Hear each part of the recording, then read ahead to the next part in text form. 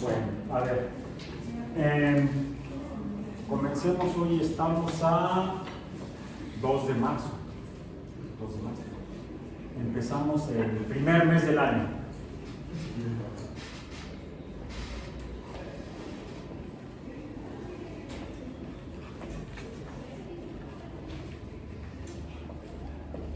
Pero en este año, en cálculo diferencial, que es de las ramas más recientes de las matemáticas, que el concepto de número, que ahora sabemos que lo manejan, lo pueden idear, lo pueden concebir diferentes especies animales, son capaces de contar, y para contar uno puede usar números.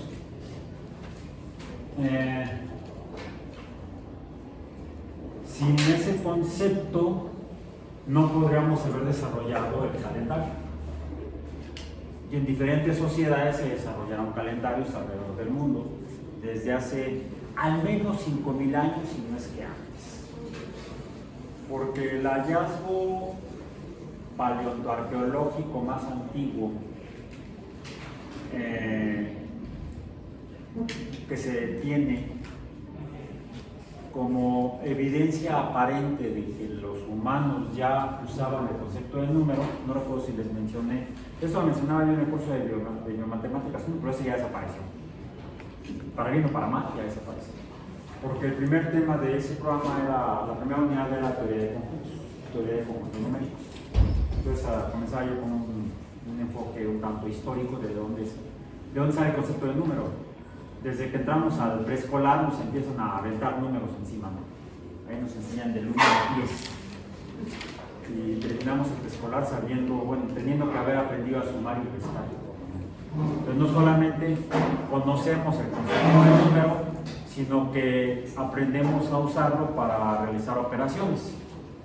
Bueno, el hallazgo más antiguo de que los humanos aparentemente manejaban, concebían el número y lo usaban quizá para contar, es un fragmento de hueso de no más de 12 centímetros, un hueso largo, que tiene marcas paralelas, transversales a la longitud del hueso, como si alguien lo hubiera usado para 1, 2, 3, 4, 5. No sería interpretable como que alguien estaba comiéndose su piernita de pollo y le dejó marcados los dientes, porque las marcas, las ranuras estarían un tanto aleatorias, de dimensiones y profundidades diferentes, ¿no? En este caso las profundidades son muy homogéneas, las distancias entre marcas, entre líneas paralelas, son bastante homogéneas. Entonces sugiere que alguien estaba contando. Se encontró en el norte de África y se ha datado con una antigüedad de entre 10 y 15.000 años. Eso hace suponer que ya hace al menos 15.000 años ya los humanos estaban contando. Quizá antes, quizá mucho antes, ¿qué tanto antes?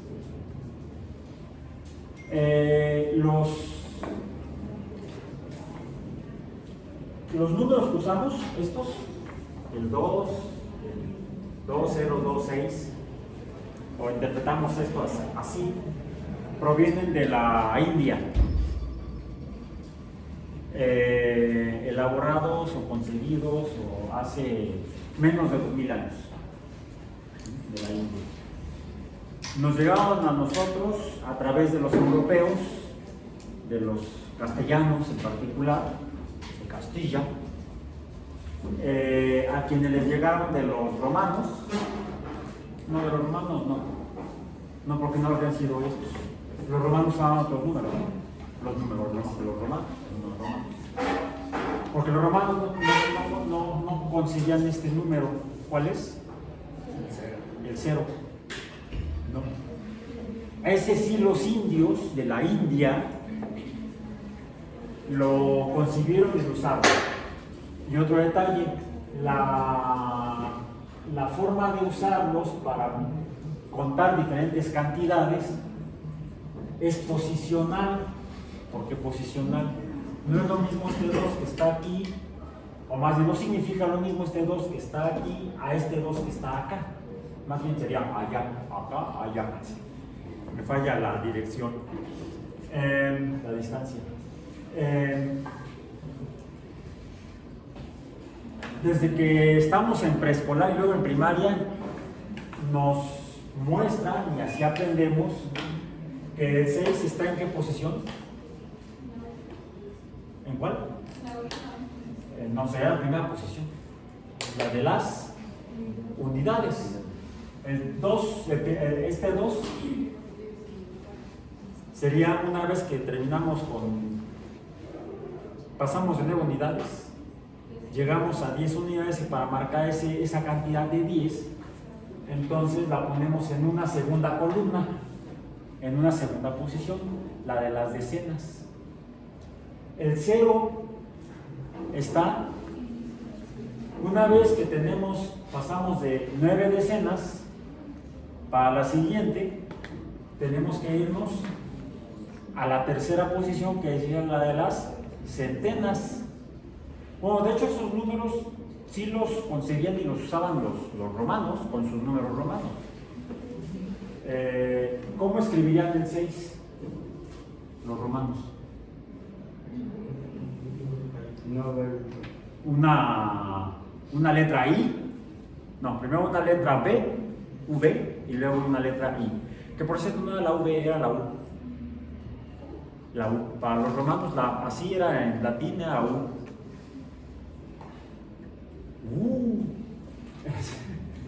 Entonces era así. Pero la U romana, de hecho representaba otra cantidad. ¿Cuál? 5. Esta. O sea, estos 5 dedos lo representaban nada más con 2 dedos. En lugar de decir, cantinero deme 5 cervezas, decían cantinero deme 2 cervezas. No es cierto, 5 cervezas.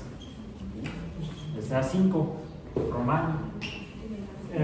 Y el 6 le agregaban otra cantidad única, unívoca, y entonces 5 más 1 da 6. Como vemos entonces, el sistema romano no era posicional, porque este no es unidades y este no es decenas. Era sumatorio, vamos a decir. ¿Cómo sería el 7? Le agregamos otro palito, otra letra I. El 4, a la derecha se suman, a la izquierda se restan. Le restamos 1, entonces ya es el 4. Del 1 al 3 sumaban. A partir del 4 restaban o sumaban hasta el 8. Porque en el 9 volvían a restar. ¿Le restaban qué? La decena. ¿Cuál es el símbolo del 10 romano? Aquí está en mi reloj. Es más, está la U romana y el 10. ¿Qué número es? No, bueno, en letras dice es un reloj Nevada, no alcanzo a ver el otro, ya a mi edad en estado. Swiss dice Nevada, Swiss, luego no sé qué diantres, y luego dice y luego abajo tiene la araña patona. Es de la Guam. ¿Ya han visto la araña patona? Este me lo dieron hace 17 años. Cuando cumplí 25 años trabajando en la universidad. Por eso tiene el 25. El 10 lo representaba con un tache. Pero sería 16. Y estamos hablando de 26. Le sumaban otro tache, otra X. Ahora sí hasta el 26. No es posicional la numeración romana. Es adicional, es aditiva. 10 más 10, 20. Más 5, 25. Más 1, 26. Ya estoy aquí Y en lugar de usar 2 símbolos, estoy usando 4.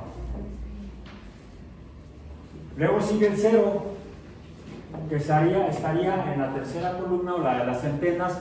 Los romanos sí manejaban el número 100. Pero no juntaban 10 de estas. Imagínense. De hecho, de ahí viene el nombre de... ¿Han ido a la ceremonia que se hace aquí en Iztapalapa? Ya en los próximos días se va a hacer. En las próximas semanas, más bien, no días, semanas. La Semana Santa.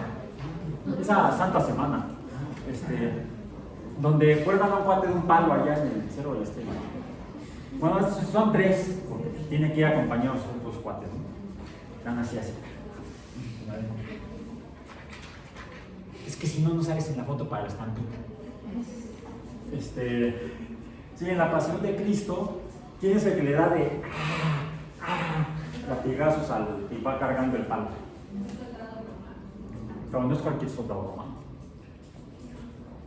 Es el encargado de los 100 soldados. 100 soldados romanos, que sería el equivalente en el caso del ejército mexicano, una compañía. No se llamaba compañía, se llamaba centuria, porque eran 100 soldados. Y el jefe de la centuria era el centurión. No este es el cinturón, ¿sí? Aquel era el centurión. Entonces, este está en las centenas. Pero, ¿cómo ponían el 100? Aquí es que no hay 100. No hay 100. Sí hay, pero es 0.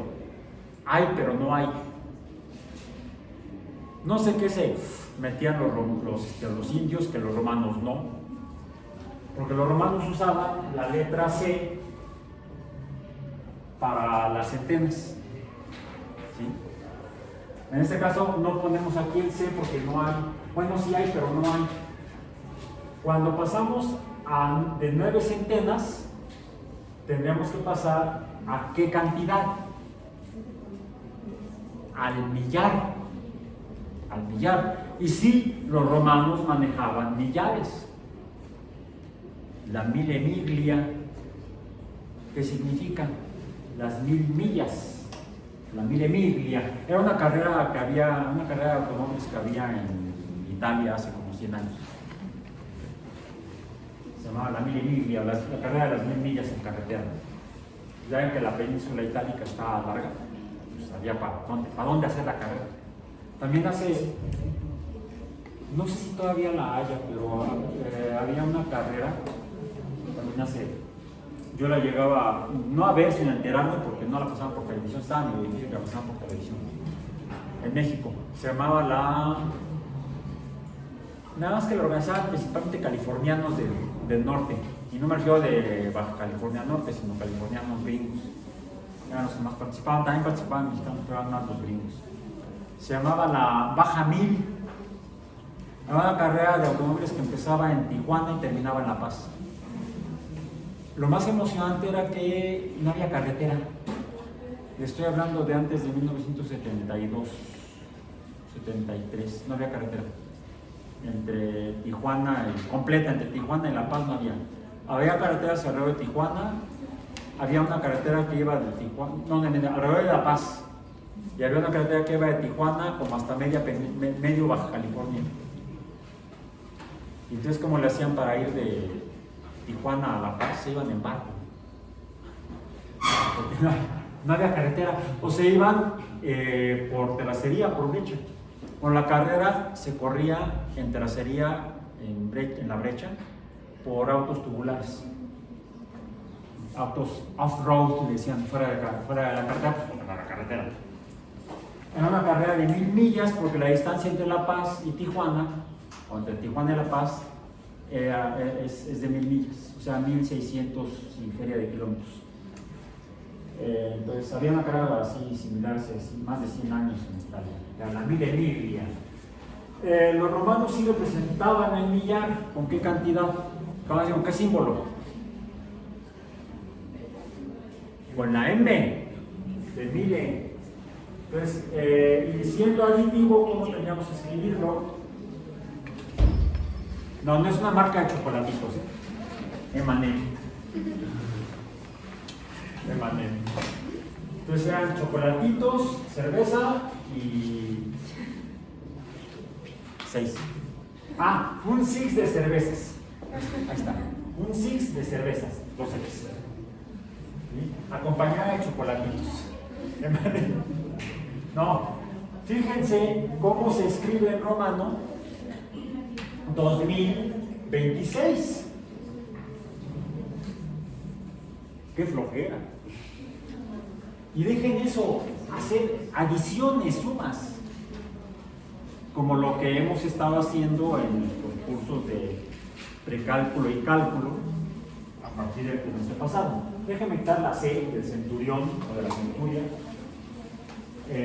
la M del ya, la X de la decena trágica, la V y el 5. Y otra cosa que les dije fue que era el primer mes del año. Sí, ¿verdad? No es una mentira, es un dato histórico. ¿Qué calendario usaban los romanos? Bueno, usaban el calendario egipcio originalmente, pero lo modificaron porque tenía imprecisiones matemáticas el calendario egipcio, lo mejoraron y fue decretado por Julio César hace como 2500 años, una cosa así. Googleenlo luego y me pasan el dato, porque la verdad yo no lo he averiguado. Pero sí me acuerdo que usaban el calendario decretado por Julio César, o si lo leí fue hace mucho y ya no me acuerdo ni siquiera si lo leí. Sí recuerdo que Julio César intentó, no de tanto como eso, no soy tan viejo. En el calendario juliano original de los romanos, igual que en el de los egipcios, el primer mes era marzo. ¿Ya marchaste, Remiso? ¿Sí marchaste? ¿No? Entonces sí eres Remiso. ¿Qué edad tienes? 19. Ya eres Remiso. Tenías que haberte registrado a los 18 para marchar a los 19. Yo me adelanté, yo era anticipado. Sí, porque iba a entrar a la universidad del siguiente año y dije, no, mejor, para no andar perdiendo el tiempo en eso, y las tareas y los exámenes, mejor me adelanté. Saqué bola negra y tuve que marchar. De hecho, por eso fue que me mandaron a entrenarme con los batallón de tropas de asalto. Por eso. Si no me hubiera anticipado y hubiera sacado la bola negra, entonces no hubiera tenido ese entrenamiento porque no habría marchado.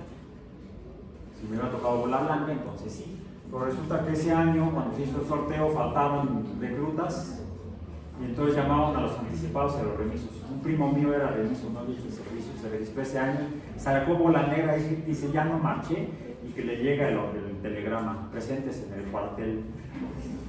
Todavía el telegrama, no había internet. Bueno, no había internet pública, era un proyecto secreto del gobierno de los Estados Unidos.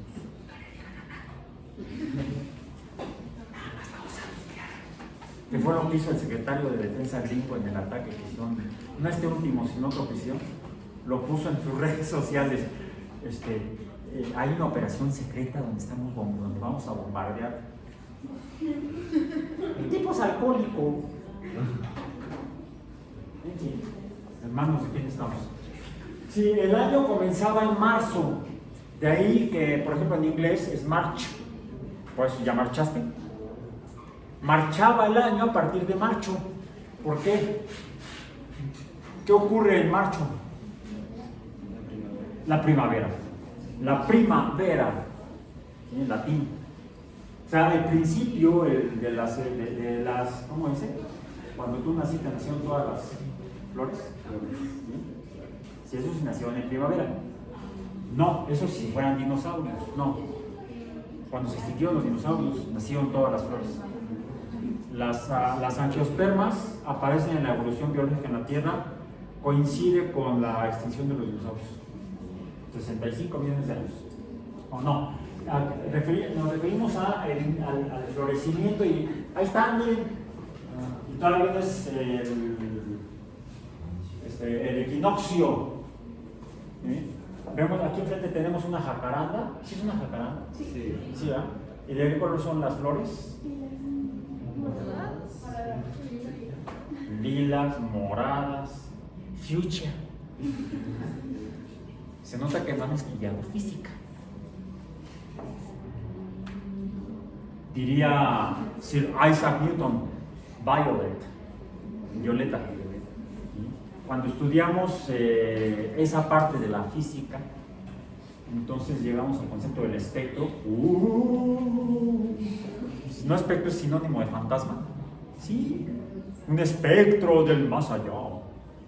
Fantasma, espíritu, ¿qué más? Alma, ánima.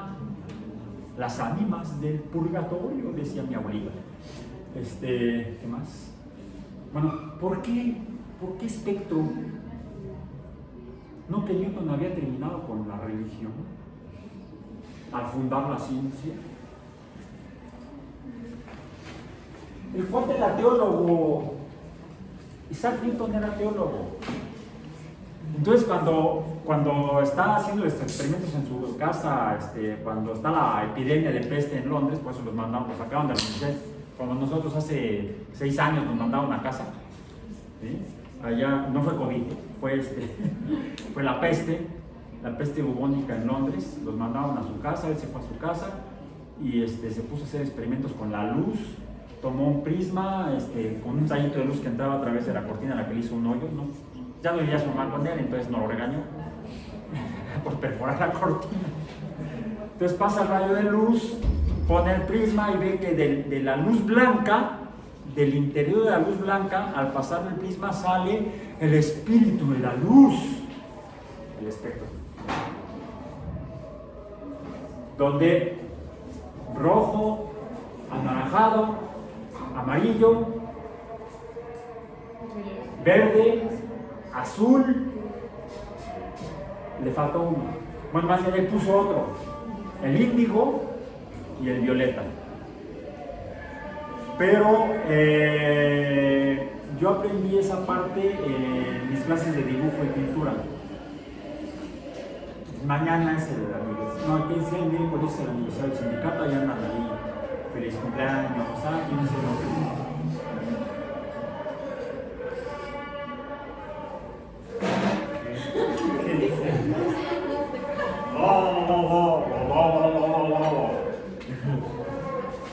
Allá ellos.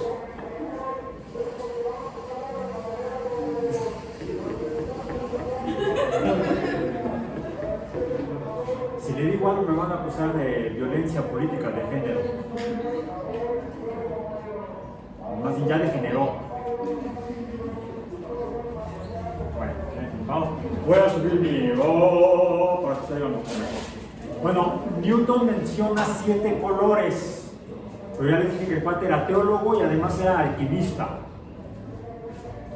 Y el número 7 tiene significado mágico en la alquimia.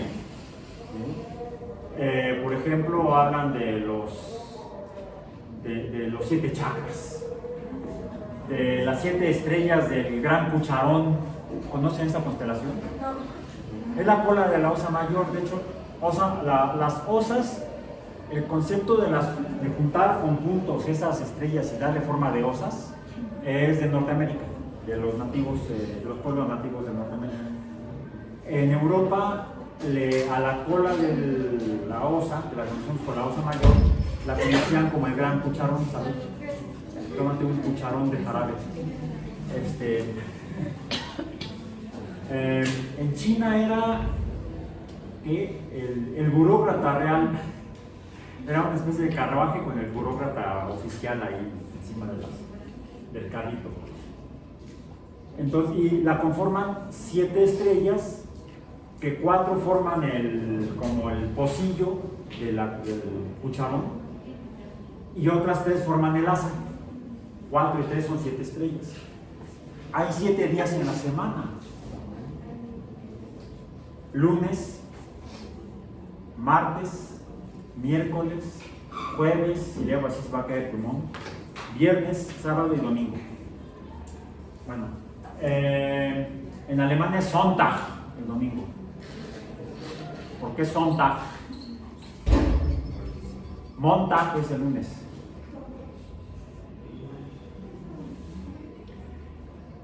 También en inglés es Monday. Bueno, Monday, era Monday, día de la luna. Y en alemán igual. Martes, Marte, día de Marte. ¿De Marte de quién? El miércoles, el día de Mercurio. El jueves, el día de Júpiter. El viernes, el día de Venus. El sábado, el día de Saturno. Y el Sonntag, el día del Sol. Solo que luego llegaron los cristianos y no, es el día del Señor. ¿Cuál Señor? Dicen que para los pueblos de Medio Oriente antiguos, previos, para los acadios, era diosa. ¡Oh! ¡Qué curioso!, ¿no? Luego llegaron los misóginos y se acabó el asunto. Entonces, marzo era el primer mes porque comenzaba la primavera, ¿sí?, en el que tocaban las flores. Pero regresando al inicio, y no me refiero a marzo, si los números no podríamos contar los 12 meses, los 7 días, los 7 astros visibles raros distintos a las estrellas, ¿sí? La luna se mueve en 28 días, por ejemplo. Tarda 28 días en verse completa y luego verse en parte, y luego no verse, y luego volverse a ver en parte. Algo muy raro, ¿no? Una cosa que cambia ahí arriba. ¡Ah, ya no está vivo! ¿Sí? Dioses. Luego ese que si sales y te quedas ahí, si lo ves te quedas ciego. Bueno, entonces no lo ves, pero te quedas ahí y te achicharras. Debe ser un Dios muy poderoso, el Sol. Sí.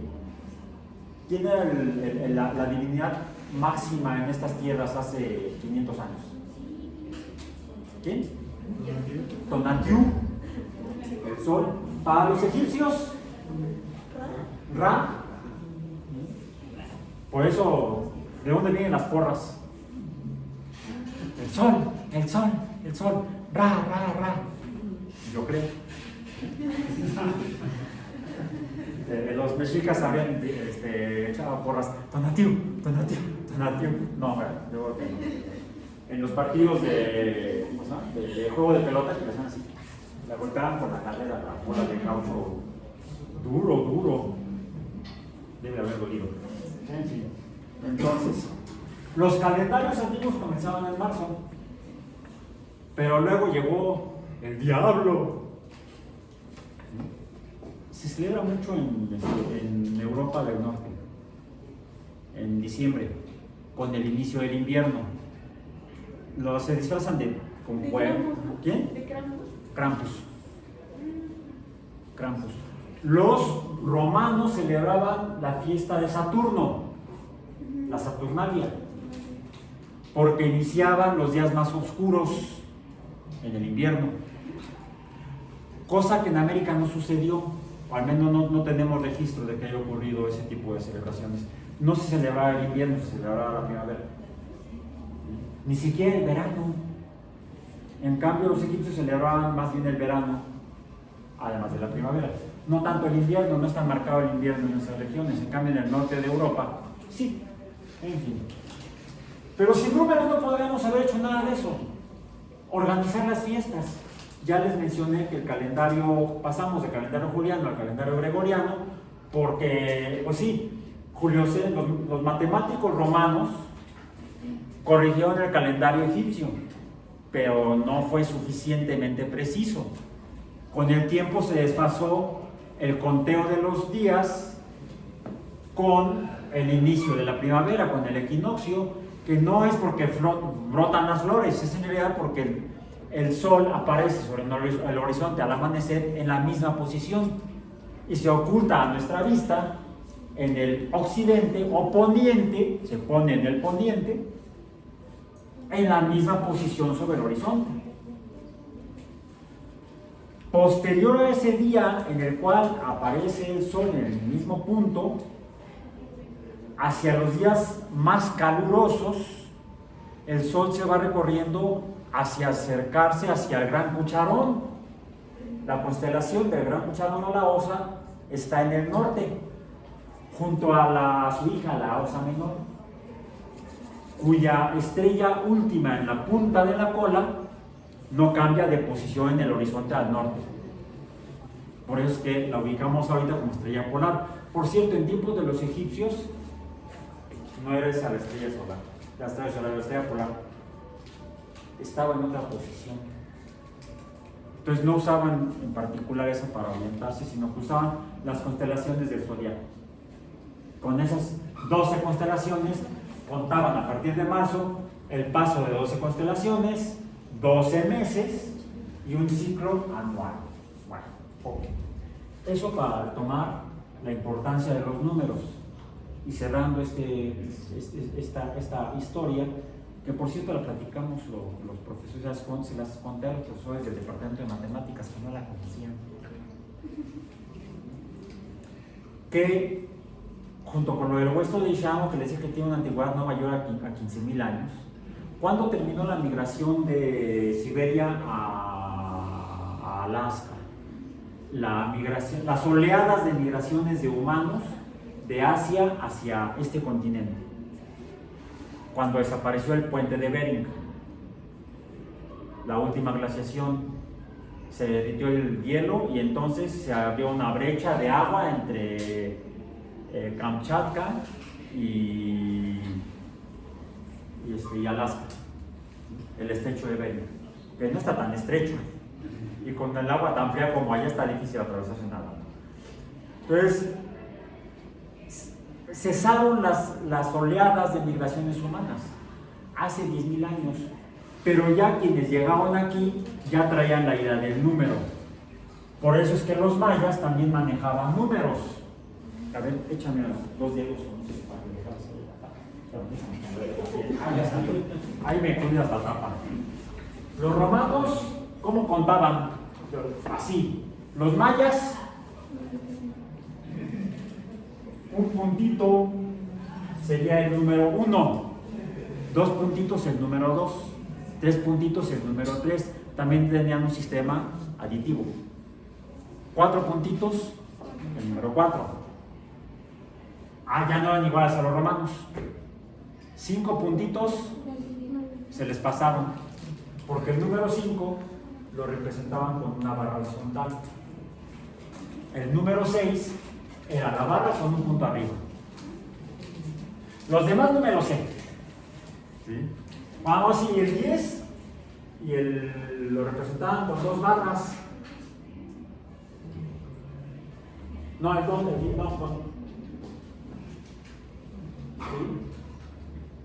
Bueno, el caso es que el sistema maya, se me olvidó ahorita, el sistema maya era vigesimal, no era decimal, contaban hasta 20 y luego volvían a contar. Nosotros usamos un sistema decimal igual que los romanos, contaban hasta 10, ¿sí?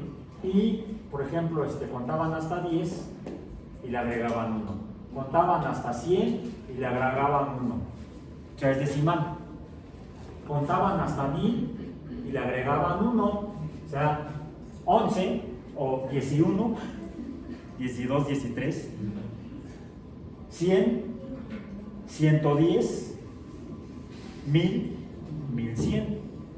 O sea, no era estrictamente posicional, pero sí había una cierta relación posicional relativa para el sistema aditivo de ellos. El de los mayas era parecido al de los romanos, también era aditivo y relativamente posicional. El de los egipcios no. El de los egipcios creo que el 10 era una cosa así, y para hacer el 11 le consumaban 1, pero podían sumarlo también a la izquierda. Y aún así construyeron lo que construyeron. Ahí hicieron el calendario, que luego tomaron los romanos. Sin embargo, los mayas sí que hicieron el cero maya, que era como algunos dicen que era como una semilla de cacao, Este que parece más bien como un bolillo, un virote dirían en la tierra de mi mamá. Allá en Aguascalientes les dicen virotes a los bolillos.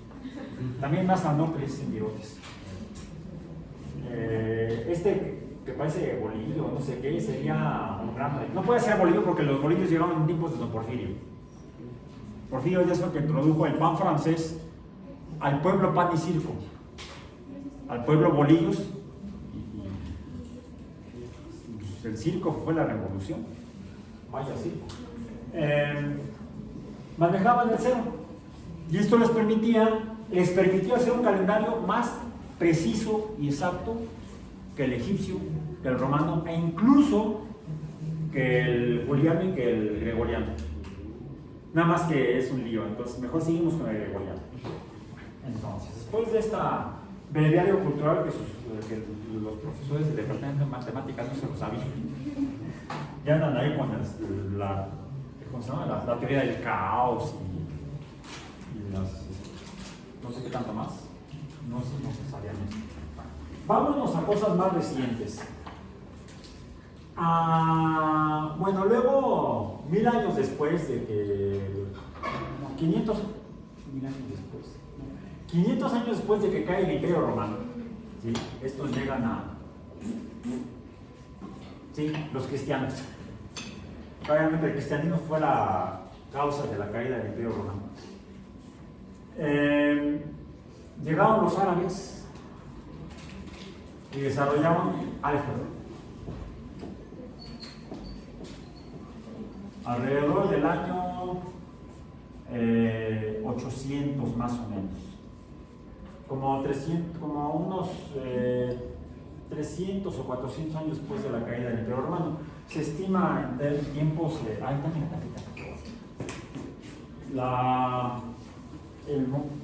La caída del Imperio Romano alrededor del año 450, más o menos. No es de que hoy cayó el Imperio Romano, mañana ya no hay Imperio Romano. Fue poco a poco. Los imperios caen a pedazos. El problema es cuando el imperio que está cayendo a pedazos está junto a ti. Entonces los pedazos te pueden caer encima. Nos están cayendo encima los pedazos. El imperio que está como... Bueno. Desarrollan en el álgebra la cultura islámica para apoyar la teología, como Newton, ¿sí? Que desarrolló el cálculo para explicar el movimiento de los astros principalmente.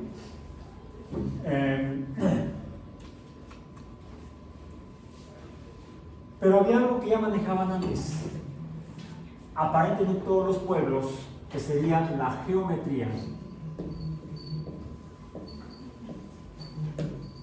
Y posteriormente, como una de las figuras geométricas, la medición de los triángulos, ¿cómo lo llamamos? La trigonometría. Tendría que ser triangulometría, ¿no? Pero usan la raíz griega, gonos, trigonometría. Eso. Porque vamos a abordar hoy algo relacionado con la trigonometría. Sin embargo, para seguir con mi caótica forma de abordar las clases, la teoría del caos es una teoría matemática. ¿Sí? Usemos teoría matemática del caos.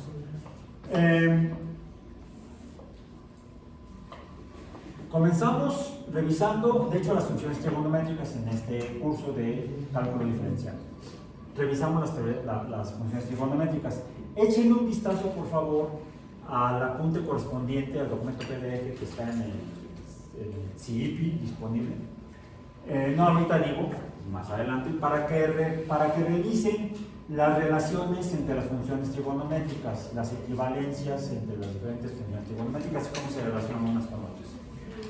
Porque lo va a ser necesario para que posteriormente revisen algo que no voy a desarrollar aquí ahorita en clase, me voy a enfocar en otra parte.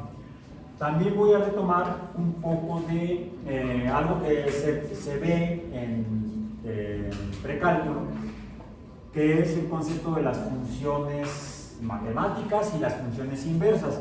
Decíamos, una función matemática es una relación entre cantidades. Por ejemplo, la cantidad y es una función de x, que lo que significa es que depende de x. Un ejemplo de función matemática sería y es igual a 2x, esa sería una función lineal. Vamos a dejarla así, una función de una recta de pendiente 2 que con ordenada en el origen 0. Entonces sería más 0, no lo pongo, no lo escribo.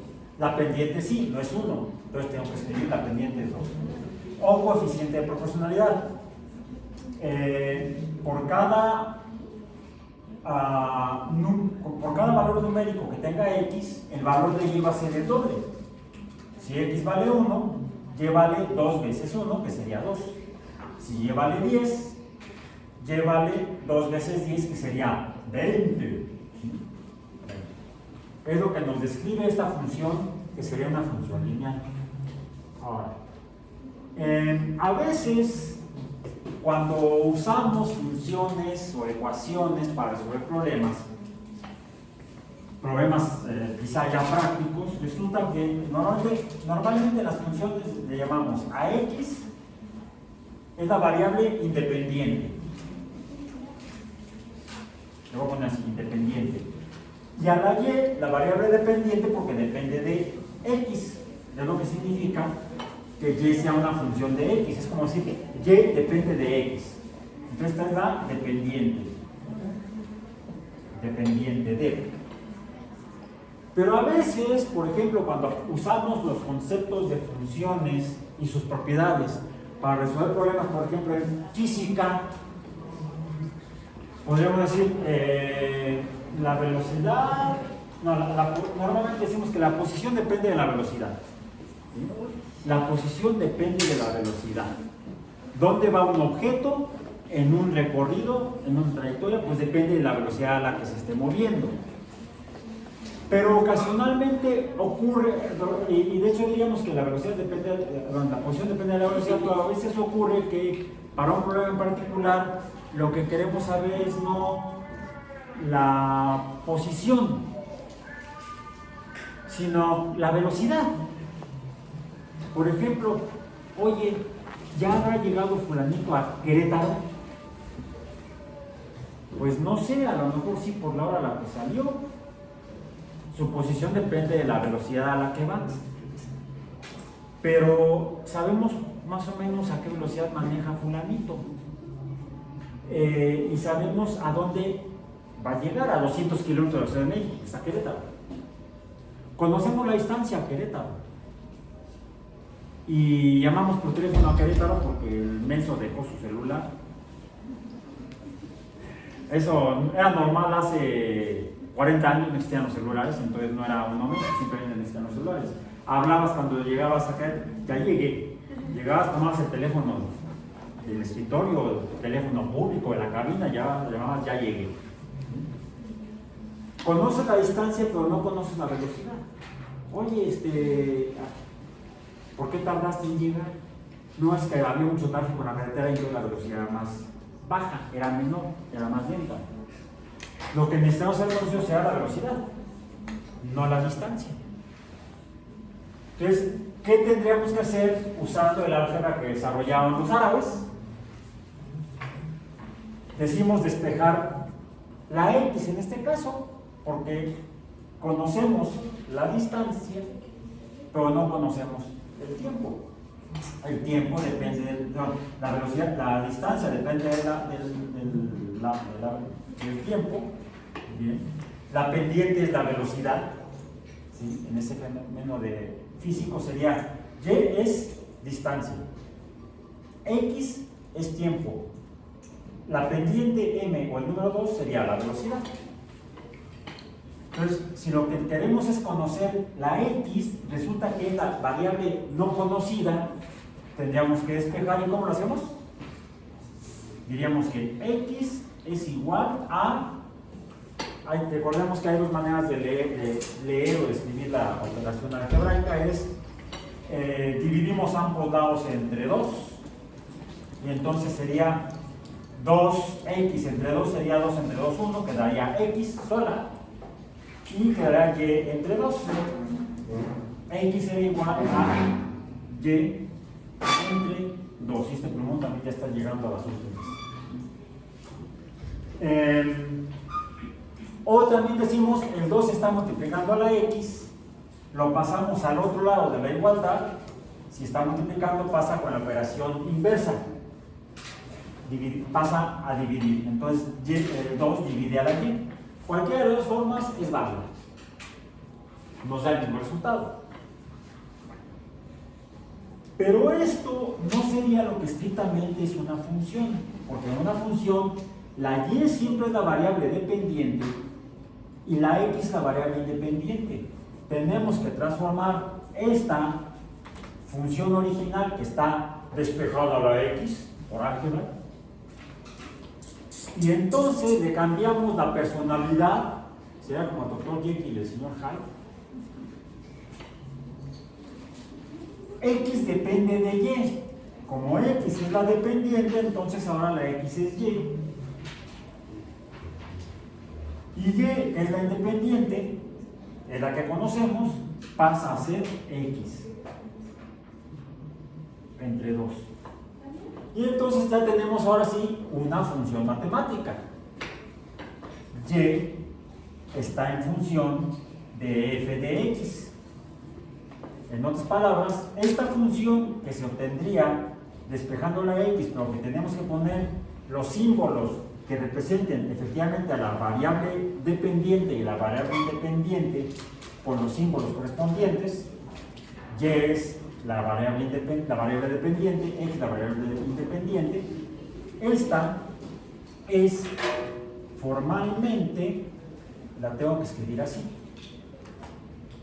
para que no se vaya a confundir. Esta es la función verde, esta es la función verde, esta es la función roja.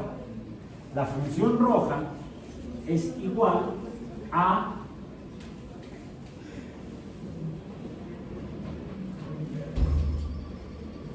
no la derivada, no es apóstrofe, es y a la menos 1.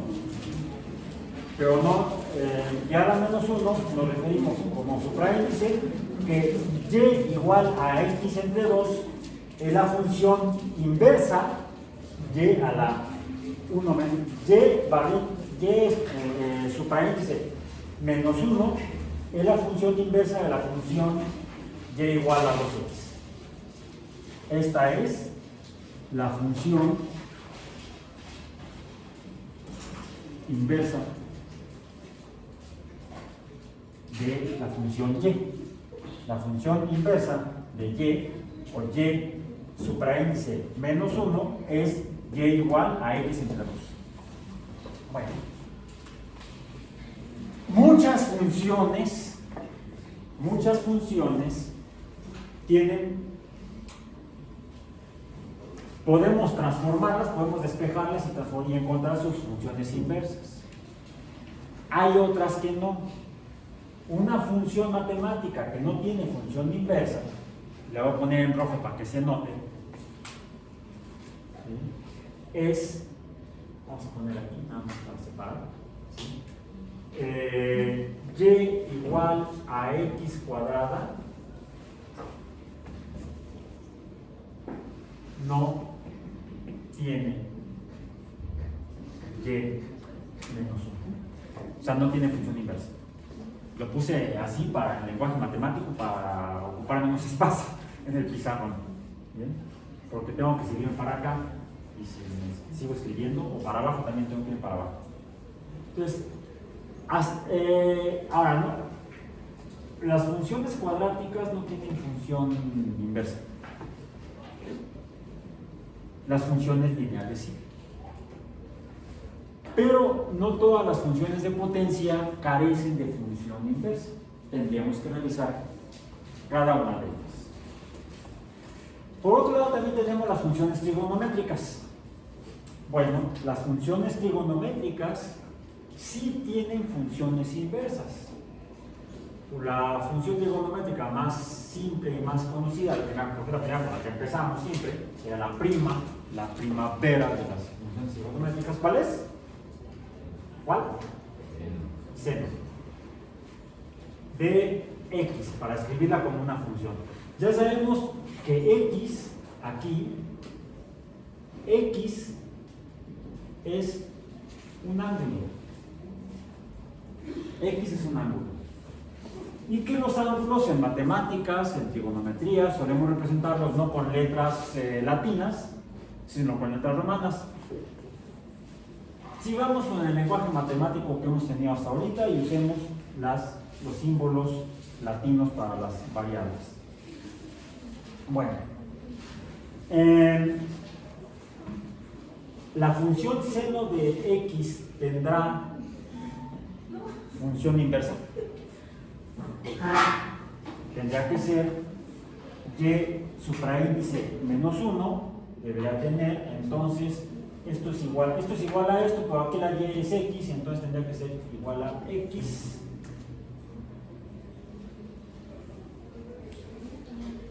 el seno, bueno, igual, la doble barra, x igual al seno de y sería la inversa al haber cambiado la x por la y la y por la x.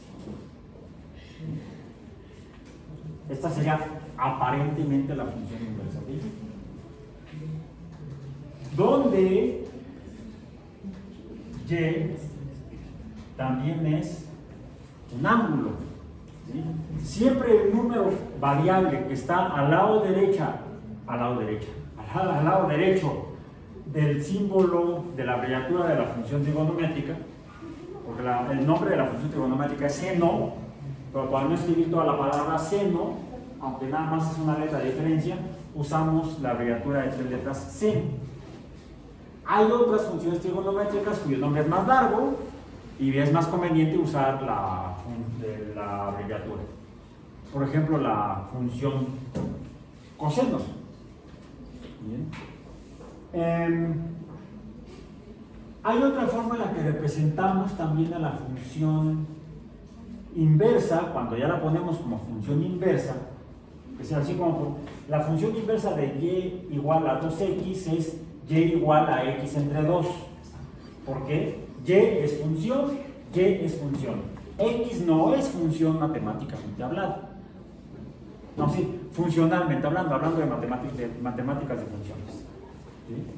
Entonces, esto formalmente no sería la función inversa. Tengo que representar esto con una y.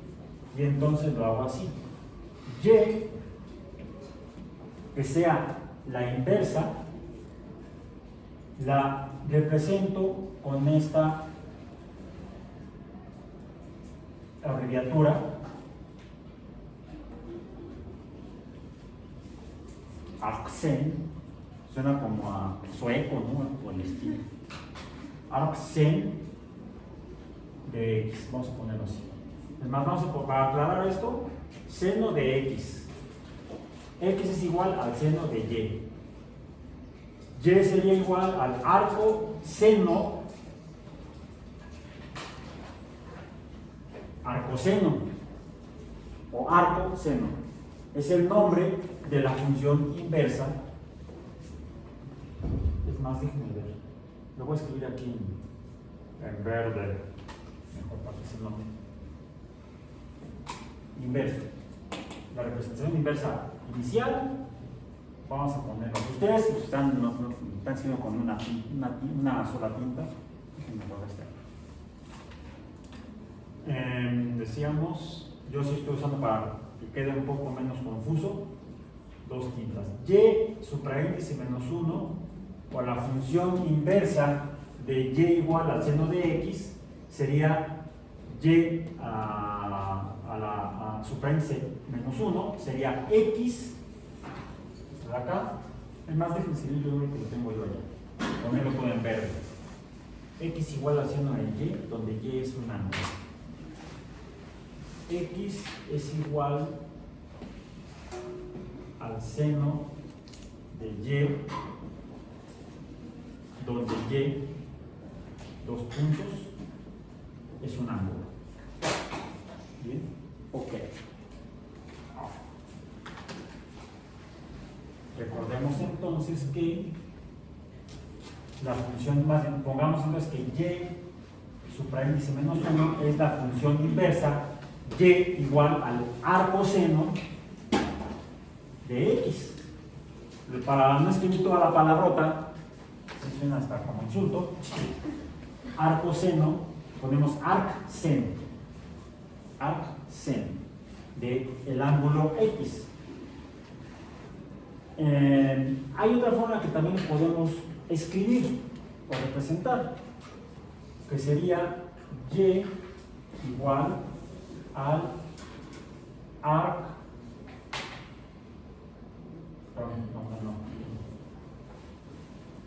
Y igual al, finalmente acá tengo el símbolo de -1, es lo que significa inverso. Inverso es el superficie -1. Y sería igual a el seno -1 de X. Cualquiera de las dos representaciones significa lo mismo. Significa lo mismo. Esto porque saquen sus calculadoras y busquen en el teclado cualquiera de estos dos símbolos. Arccen o sen a la -1. Esa es la función inversa de la otra tecla, o a veces es la misma tecla pero en la segunda función.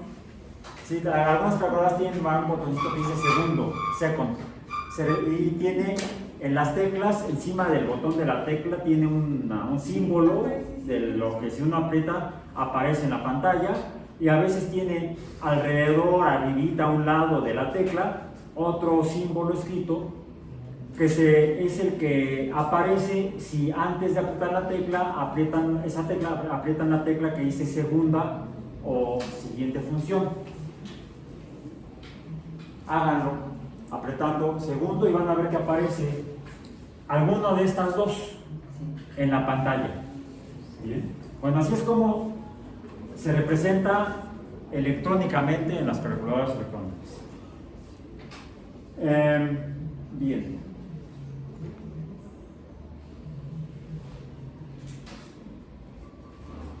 La función seno de X es la primera que conocemos de las funciones trigonométricas que surgen cuando estudiamos la relación de la figura geométrica del triángulo, en particular los triángulos rectángulos, y las proporciones entre sus lados con base en el teorema de Pitágoras. Todo esto surge del teorema de Pitágoras,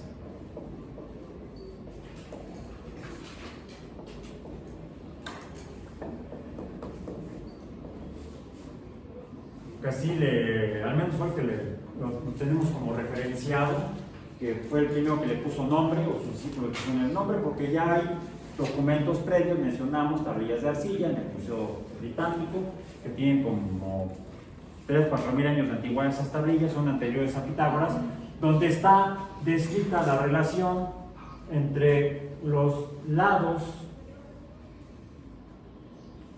la proporción. No me quedó eso, no es un triángulo rectángulo, está horrible.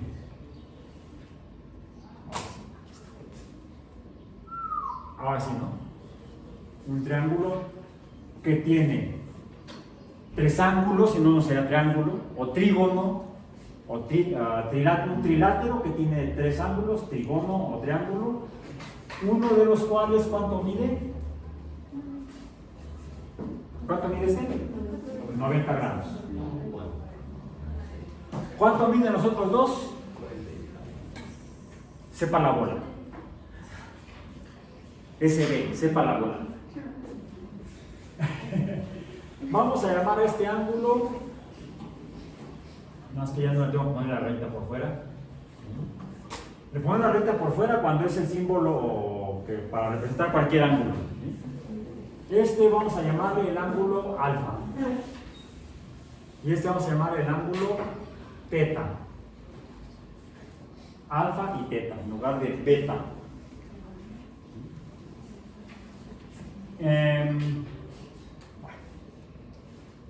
Donde alfa o beta son X, ¿sí?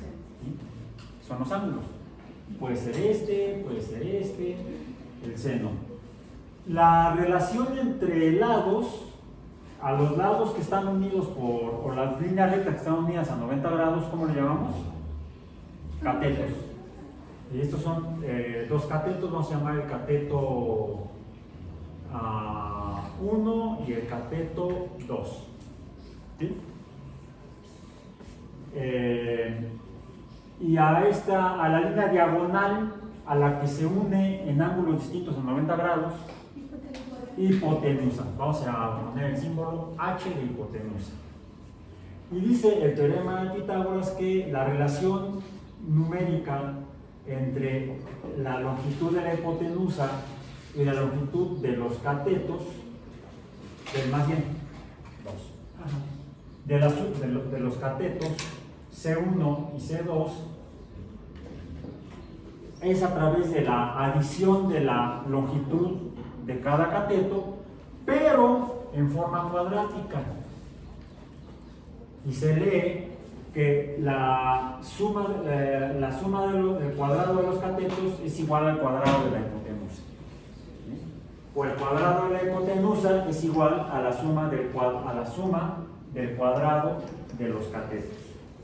Ahí sería sintetizado el teorema de Pitágoras. Ahora, para triángulos diferentes, vamos a ponerlo así.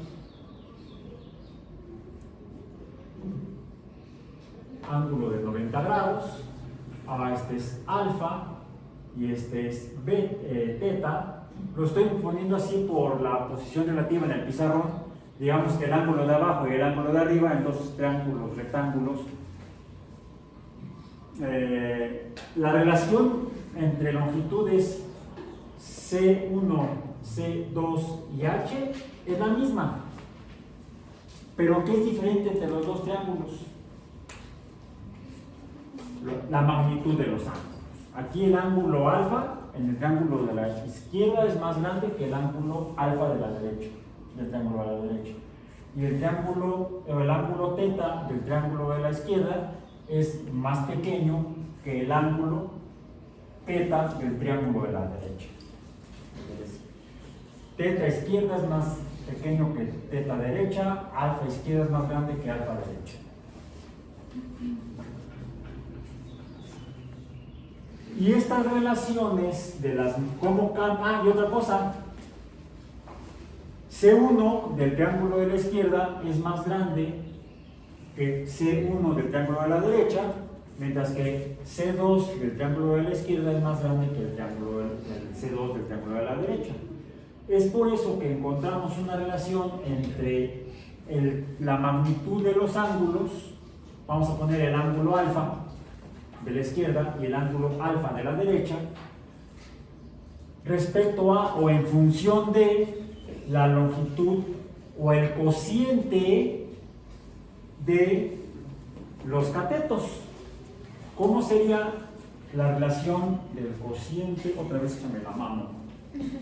Bueno, ahí está. De repente se pone dura la tapa. Vamos a ver, del lado izquierdo tenemos C1, sí, entre C2 para la relación, ok, esta es la relación. ¿Y cómo es la relación respecto, vamos a ponerlo así, y de izquierdo, C1 entre C2 del lado derecho, subíndice B, izquierdo, derecho, triángulo izquierdo, triángulo derecho. ¿Son iguales las relaciones? A ver, este es grande entre pequeño, este es pequeño entre grande. ¿Cuál de los dos cocientes es mayor y cuál de los dos cocientes es menor? ¿O son iguales los cocientes? ¿Cómo son? ¿Vale? Son diferentes, son desiguales. Pero si son diferentes, entonces uno es mayor que otro. ¿Cuál es mayor? ¿El de la izquierda o el de la derecha? El de la izquierda, sí, es así. Tu otra izquierda, no, es izquierda. Entonces, el cociente de los catetos del triángulo del lado izquierdo es mayor que el cociente de los catetos del triángulo de la derecha. Ahora sí que se me nota otra vez. Y también encontramos que la magnitud de los ángulos depende de este cociente. Y esas son las funciones trigonométricas. La primera, que es la función seno, la definimos. El seno de x lo definimos como A. Vamos a ver, H casi me queda igual, lo hice a propósito para que fuera más o menos igual. Sería la relación entre la magnitud de C1 entre H, mientras que la relación de C2 entre H, ¿cuál es? La relación del ángulo de C2 entre H, ¿qué función trigonométrica es? ¿Cuál es? Sí, buscan, bueno. El coseno. Lo abreviamos cos. Coseno. Bueno, tenemos entonces, y esto es igual a un número. ¿Cuál número? El número y. Fíjate aquí. Seno de x es seno de x, es igual a un cociente, y este cociente ¿cuál es? Y. Entonces podemos decir que tenemos la función y igual al coseno de x, que sería esta función, donde y es C2 entre H, y si la función seno de x tiene una función inversa, ¿habrá una función inversa para el coseno? Pues sí, también. ¿Cuál es la función inversa para el coseno? O y menos 1 para el coseno. ¿Cuál será la función arco coseno? Que es arco coseno, no arco coseno. Arco coseno de x. ¿Está también en su calculadora? Sí. Que también la podemos representar como y menos 1 será entonces la función, me voy a poner esa ventana. La función inversa será coseno supraíndice menos 1 de x. Cualquiera de estos dos símbolos también estará en su calculadora. También la habrá para la tangente. Para la función y igual a la tangente de x, habrá una función inversa, arco tangente de x, o tangente a la menos 1, o tangente supraíndice menos 1, porque no es la potencia menos 1, es un supraíndice, más bien es un símbolo que nos está indicando que se trata de una función inversa a la función original. Será entonces tangente supraíndice menos 1 de x.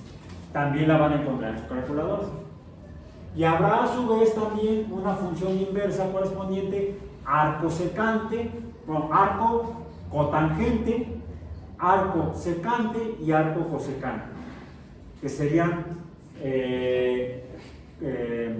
cot supraíndice menos 1 de x, sec supraíndice menos 1 de y, o de x, perdón, de x, y CSC, que no es la coordinación de sistemas de cómputo, esa está allá, supraíndice menos 1 de x.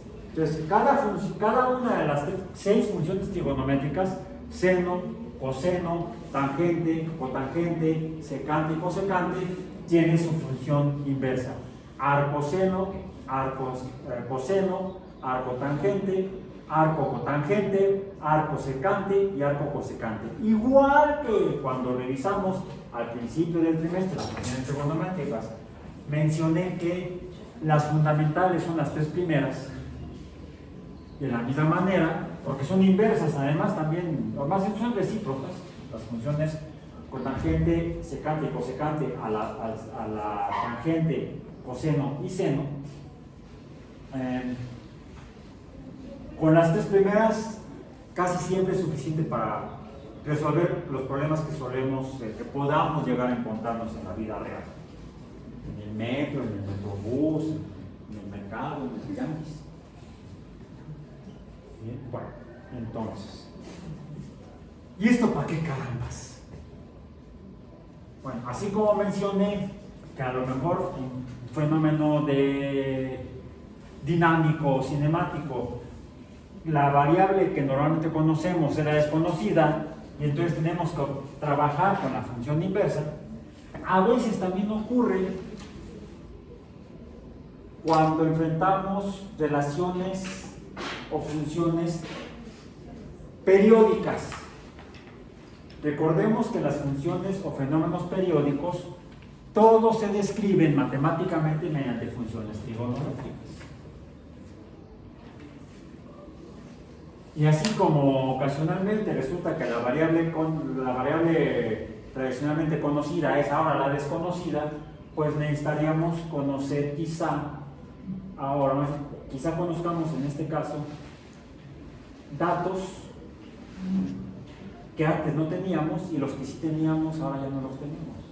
¿Recuerdan su primera evaluación de las que les pongo yo?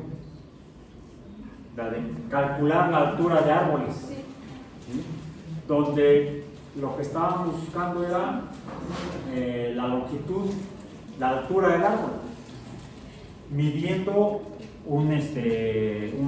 el cateto, la distancia desde el árbol, ¿sí?, a nuestra posición, y el ángulo de la visión o el ángulo de la sombra. Es decir, conocíamos este ángulo, de hecho lo medíamos, no era este ángulo, medíamos este ángulo, ¿eh? Bueno, puede ser cualquiera de los dos. Tenemos el ángulo, tenemos esta distancia y desconocíamos C1, la altura del árbol. Entonces, arbitrariamente escogíamos una posición, o quizá por la sombra del árbol, por la iluminación por el sol está ahí arriba, proyecta esta sombra, medimos la sombra con un sistema de transportador o medidor de ángulos, medimos este ángulo. Entonces, ¿cuál de las funciones usamos? La función coseno. Fue así como resolvieron ustedes su primera evaluación. Fue así, la resolvieron bien. Todos la resolvieron bien. No un solo reprobado en la primera evaluación. Felicidades. Quiere decir que sí entendieron cómo usar esto. Bravo, efectivamente, se ameritan un gran aplauso. Pero nada más unos. No, muchos. Entonces, midieron la longitud de la sombra o su distancia al árbol, midieron el ángulo y calcularon C1, el cateto opuesto, la altura del árbol.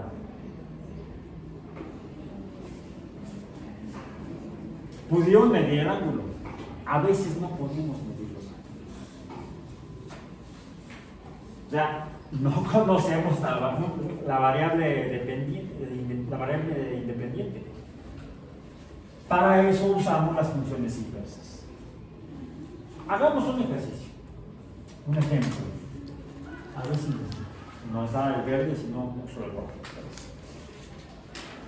Sea para cualquiera de los dos tipos de triángulos. Vamos a ver. Conocemos, para el caso de un triángulo, H es igual a 19. La hipotenusa es igual a 19 metros, vamos a poner. Y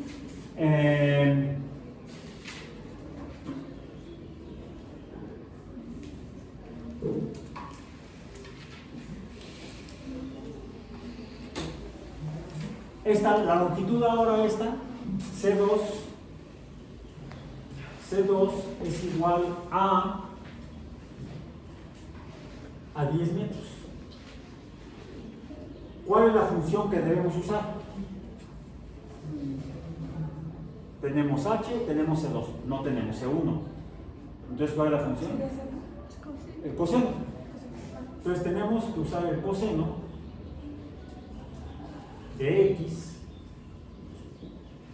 que nos relaciona precisamente C2 entre H,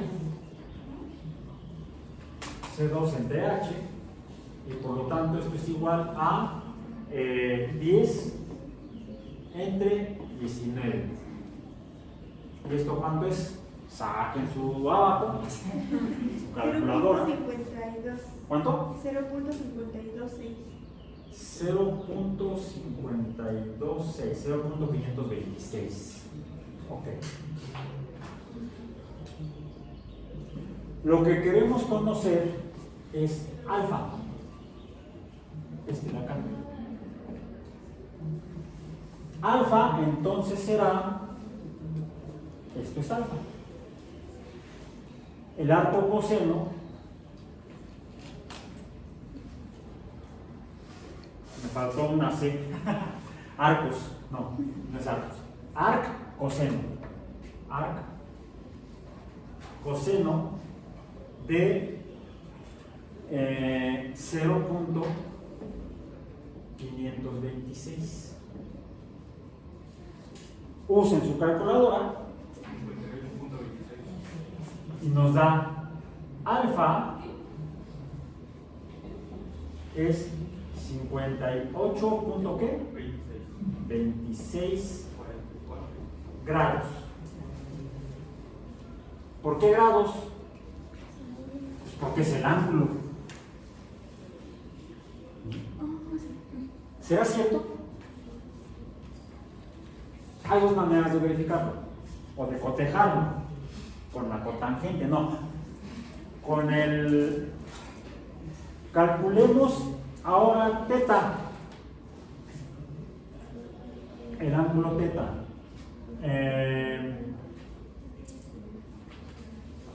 Que sería la función seno de teta es igual, retomamos aquí el ángulo, X es el ángulo es alfa. Ahí está, alfa. El ángulo teta sería 10 entre 19, que es igual a 0.526. ¿Cuánto es teta? Sería el arco seno de 0.526. ¿Y esto cuánto es? Teta. Arco seno.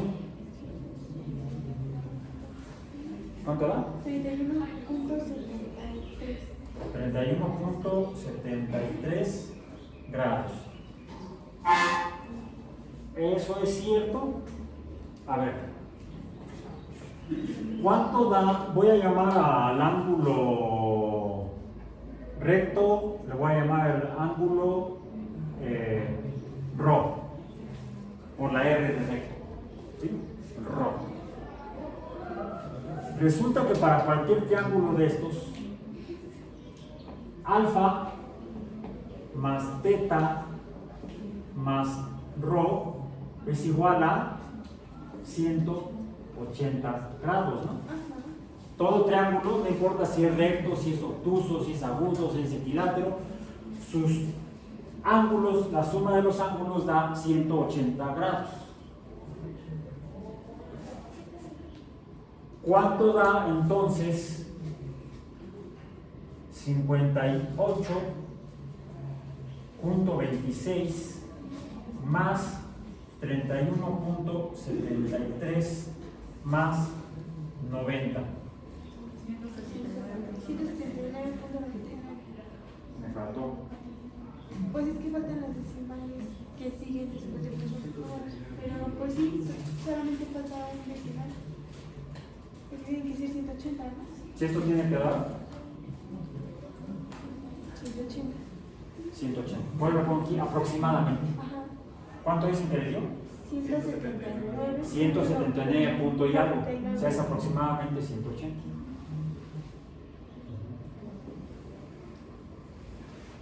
De hecho, vamos a ver si podemos ahorrarnos una de las dos operaciones, porque si tengo 58.26 y ya sé que el ángulo ρ es tengo ahora alfa. Esto debe ser igual a teta. Vamos a ver, ρ es 90, sería despejando de acá, menos estos dos suman 180. Ok, estos dos suman y el resto ya me equivoco. Era 180 menos la suma de alfa y ρ. Entonces 180 menos 58.26 más 90, ¿cuánto da? Esto me debe dar teta. 180 31.74. menos, ¿cuánto es esto? 31.74. No, por aquí total. No, sí, ya. ¿Cuánto es 58 más, será 60, vamos a decir. Lo voy a redondear a 60. 90 más 60 es 120, ¿no? 180 menos 120 es igual a ¿qué? No, 120, no. Ya no son 120, profe. No son 120. Son 150. Ay, menso. Sí, son 60 más 90 son 150. 180 menos 150 da 30. Y 30 es aproximadamente, o se parece a 31. 31.7. Ahí está. Bueno, haciendo el cálculo está arriba si sale 31.74. ¿Aquí se da cuánto? 31.74. Grados. O sea, esto es aproximando y me da 30. Pues, ¿qué tanto es tantito? Eso depende. Eso depende. Porque lo que sigue, ¿qué es? Lo que sigue es la derivada de las funciones trigonométricas inversas. Para eso me voy a regresar acá. Voy a borrar esta parte de aquí, que fue la parte histórica y conceptual de las funciones inversas.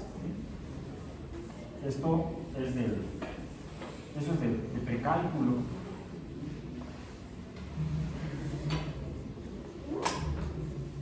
Entonces, tenemos ya las funciones inversas, que por cierto, si se acuerdan, las habíamos visto brevemente en semanas anteriores. De hecho, más bien las escribí más que describirlas. Entonces, por favor, repasen ese apunte, ¿sí? Donde escribí las 6 funciones inversas fundamentales. Bueno, ahora me voy a venir con el pulmón rojo.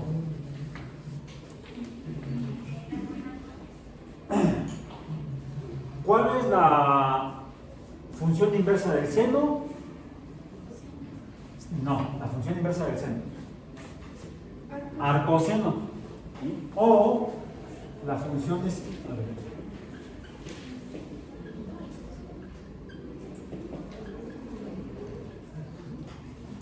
La función inversa del seno es el seno supraíndice menos 1 de x. Ahí está, por allá está. Y más aquí está. Bueno.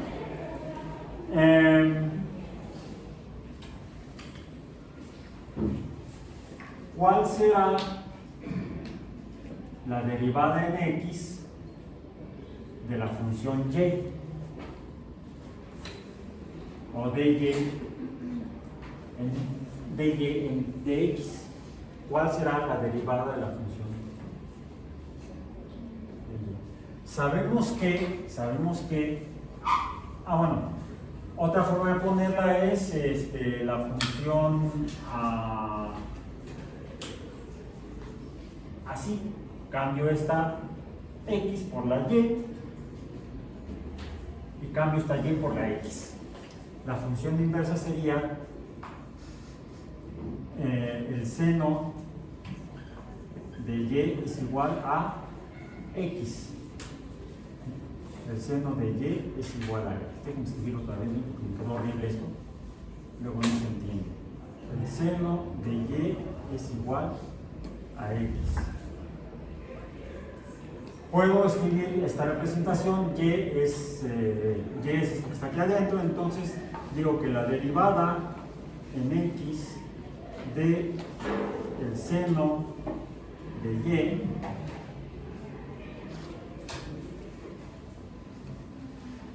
será igual, aquí sería hacerlo por el método un método que vimos previamente, que sería obtener aquí tengo el seno de y, pero lo que me interesa es la derivada en x. Y aquí tengo que esto es igual a x, entonces la derivada de esto debe ser igual a la derivada del lado derecho. Una forma de obtenerlo es mediante la diferenciación implícita, que la vimos ya previamente, la hice en el apunte correspondiente. Entonces, el lado izquierdo lo derivo, el lado derecho también. Sería la derivada en x, ¿de qué? De x. ¿Cuál es la derivada de x en x? Acuérdense, la derivada de x de una x a la 1 sería 1 por x a la 1 menos 0, no, a la 0, a la 1 menos 1 me da 0, entonces sería x a la 0, que es igual a la unidad. Ya tengo el lado derecho. Qué fácil, ya no sé, me falta el lado izquierdo. ¿Cuál es la derivada del seno de y? La derivada del seno de y es el coseno de y, pero debo especificar que es de la derivada de y respecto a x.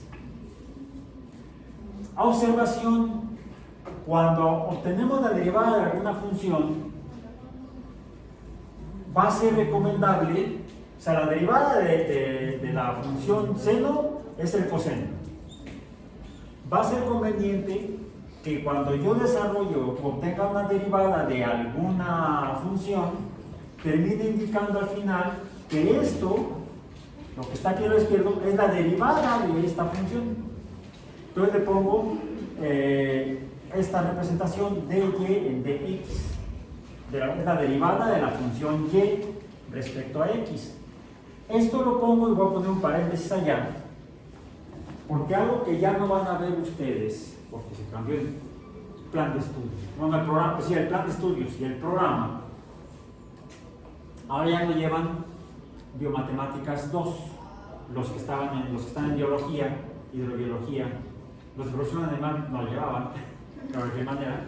Y los de biología experimental y las ingenierías llevaban nada más cálculo diferencial, que eso ahí no cambió para ustedes. La vida sigue igual. Salvo que revisen su plan de estudios, porque sobre todo en las ingenierías, lo más probable es que lleven una tercera matemática. Ya pusieron cara de que no lo habían visto. No leen los diarios, no lean el plan de estudios, que es cálculo integral. Y si no la llevan, chicos, es importante que estudien cálculo integral. Chicos y chicas, no nada más. Aquí no es por discriminación de género, ¿eh? No, aquí a todos los trato igual matemáticamente. En el programa de Biomatemáticas 2 no se veía funciones trigonométricas porque bueno, ya elaboré, porque eso se veía en Biomatemáticas 1. Y Biomatemáticas 2 era derivada, cuando se revisaba primero el concepto del límite, para a partir del concepto del límite el límite de cuando h tiende a 0 de f de x más h menos f de x entre h, entendía que caramba es la derivada. Se veía todo lo de derivadas y el curso terminaba con cálculo integral. Ahora ya no. Lo menciono porque cuando uno escribe lo que uno requiere de una función es obtener la derivada de la función f de x. Esta función f de x no es la función original, no es esta, vamos a decir, no, sino que a la función a la que se le obtiene la derivada o el área bajo la curva, si quieren al final del curso, si nos da tiempo, revisamos un poquito esto, una especie como de, para que vean lo que sigue después que tienen que estudiar. Debemos recordar que esta función en realidad viene de la derivada en x. Y es así como se escribe la derivada de f de x de y de x, o vamos a decir ahora de f de x. Vamos a poner así. Sí, está bien así. Y es igual a algo. ¿Bien? Es igual a la derivada de x2 menos la derivada de x en 1. Desde x igual a 1 hasta x igual a 2. Más o menos así. Este es el teorema fundamental del cálculo. De ahí que sea necesario poner esto. Y además nos va a ser útil, porque nos va a recordar que esto está en función, no, lo que queremos conocer no es y, lo que necesitamos conocer es x, la derivada del seno de x, en este caso la derivada inversa del ángulo x, y no es el ángulo x. Bueno, entonces, y ahora que hago uso el álgebra. Finalmente tengo aquí que el coseno de y de x es igual a 1. Puedo despejar de y en dx porque es igual a 1 entre el coseno de y.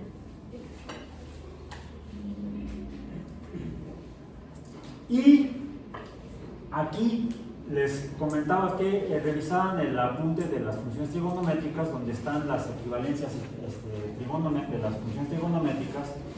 Para poder resolver esto, necesitamos recordar, por ejemplo, que hay una relación entre las funciones trigonométricas, el seno con el coseno, el seno con la tangente, etcétera, etcétera.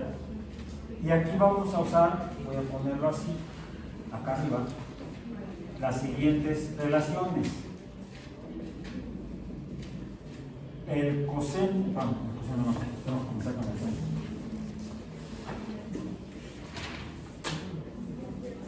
El seno cuadrado de x, no, perdón, de x, no, estoy hablando de y más el coseno cuadrado de y es igual a la unidad, a 1. De esta relación entre el seno y coseno, yo lo que necesito es el coseno de y.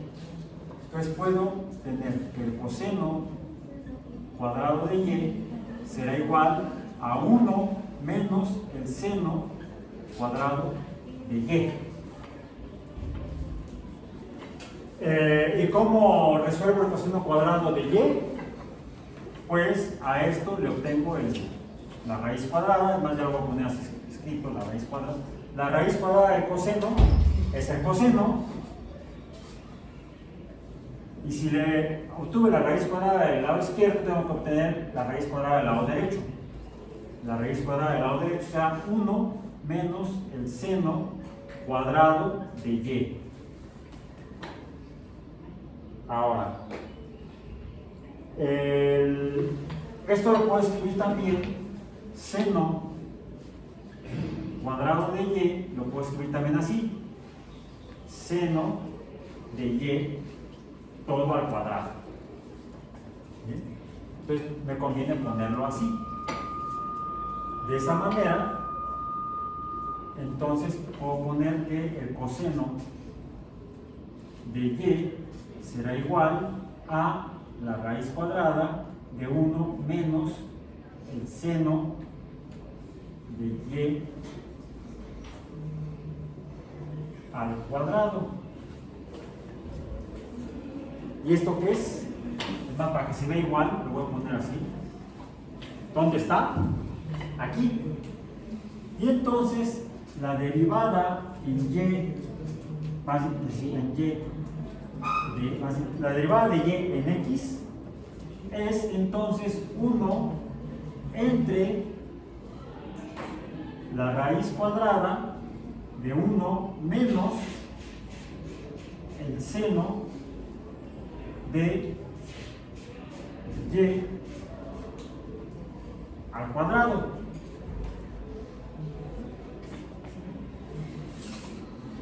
Pero el seno de y, ¿quién es? El seno de y es x. Y entonces, finalmente, ya puedo obtener la derivada de y en x, que será igual a 1 entre la raíz cuadrada de 1 menos x cuadrado. Seno de y lo sustituyo por x y mantengo el cuadrado. Las demás derivadas de las otras funciones inversas se obtienen de la misma manera. No lo voy a desarrollar, no tiene mucho sentido, nada más para entender de dónde caramba sale. ¿Sí? De dónde caramba sale. Entonces, para eso, lo que es importante es, así como les mencioné en la sesión previa en la que vimos las reglas de la derivada, ¿sí? Donde vimos que la derivada de la suma de funciones es igual a la derivada la derivada de la suma de dos funciones es igual a la suma de la derivada de esas dos funciones. La derivada del cuadrado de dos funciones es igual a la suma de la derivada de la primera función por la segunda función más la primera función por la derivada de la segunda. ¿Me estoy acordando? La derivada del cociente de funciones es la derivada, es la diferencia o resta de la función de abajo por la derivada de la de arriba menos la función de arriba por la derivada de la función de abajo. Es así. La derivada de en x de, decíamos, f entre g es el cociente de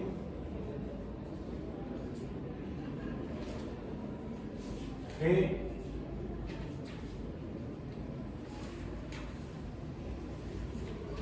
por f' menos f por g', o sea, la derivada entre g cuadrada. A ver, dicen, a ver si no me equivoqué aquí arriba en el numerador.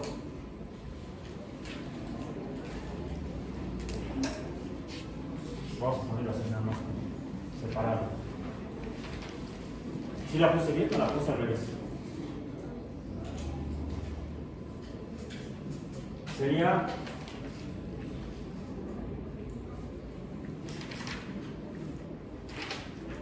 ¿sí? No revisen yo. De manera equivalente, la tapita salió volando. De manera equivalente, les voy a compartir aquí la derivada de la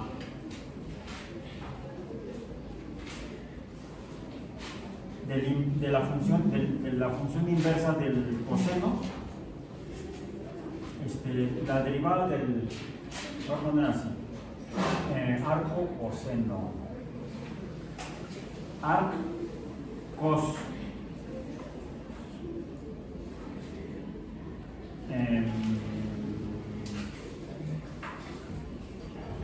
arco coseno de x derivada es menos 1 entre la raíz cuadrada de 1 menos x cuadrado. Y la derivada del arco tangente de x, ahí está, es igual a 1 entre 1 más x cuadrado. Me quedo nada más con estas dos, porque son las dos, bueno, son las tres. Esta sería la del seno, la derivada de la función inversa del seno es 1 entre la raíz cuadrada de 1 menos x cuadrada. La derivada del arco coseno o la función inversa del coseno es menos 1 entre la raíz cuadrada de 1 menos x cuadrada, o sea, sería la misma que la del seno, pero multiplicada por menos 1. Y la del arco tangente, la derivada del arco tangente de x sería 1 entre 1 más x cuadrada, no la raíz. Bueno, dado que, como les mencioné en un principio y también previamente, con las tres primeras funciones trigonométricas normalmente las aquí. Entonces no hay por qué complicarse la existencia más de lo necesario. Si no, de cualquier manera, estas definiciones las pueden encontrar en sus libros de cálculo y lo importante es usarlas, como lo hicimos en aquel ejercicio para obtener los ángulos de estos, bueno, en este caso de este ejemplo, donde tenemos estos dos valores, pero podríamos obtenerlo para cualquier sistema trigonométrico. Por hoy terminamos y todavía nos quedan algunos minutos. Nos vemos el jueves.